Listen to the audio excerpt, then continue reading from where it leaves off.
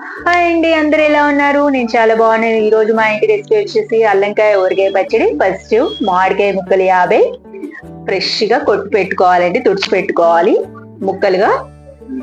తర్వాత అవి తర్వాత ఆయిల్లో జీలకర్ర ఆవాలు మెంతులు వేసి పోపు పెట్టుకోవాలి. తర్వాత పోపు చల్లారిన తర్వాత అల్లం వెల్లుల్లి ముద్ద కలపాలి. పసుపు 1 టేబుల్ స్పూన్ వేయాలి. ఉప్పు, కారం కలపాలండి. అవన్నీ వేసి కూడా నార్మల్ సాల్ట్ అండి నేను తీసుకుంది ఇక్కడ, అన్ని కూడా వేసి బాగా కలపాలండి.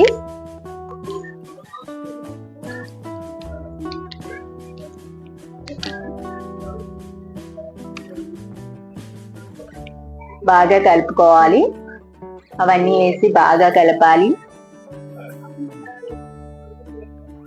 ఈ అల్లంకాయ ఊరగాయ పచ్చడి చాలా బాగుంటుందండి. మొదటగా మీకు మెజర్మెంట్స్ ఇచ్చాను కదా, ఆ మెజర్మెంట్స్ మాత్రమే ఫాలో అవ్వండి. మీరు నార్మల్ సాల్ట్ తీసుకున్నాం మేము. పచ్చడికి కావాల్సిన మిరపకాయ పొడి పట్టించుకున్నాం అండి. పచ్చడి కారం అది, కాకపోతే అది కూడా పట్టించుకోవాలి. గానుగ నూనె వేసుకున్నాం. తర్వాత ముక్కలు యాడ్ చేసుకోవాలండి. ముక్కలు యాడ్ చేసుకొని నీట్గా మొత్తం ముక్కలకు పట్టిస్తూ కలపాలండి. తర్వాత దాన్ని ఏం చేయాలంటే జాడీలోకి, ఫ్రెష్ జాడీలోకి షిఫ్ట్ చేసుకోవాలండి.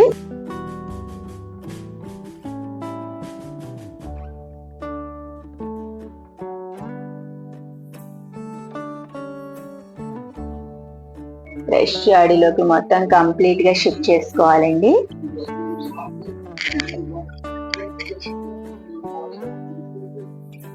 జాడీలోకి అలా నీట్ గా పెట్టుకోవాలండి.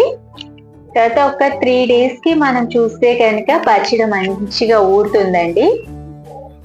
అలాగే మేము దేవుడి రూమ్ లో పెట్టుకుంటామండి బొట్లు పెట్టి.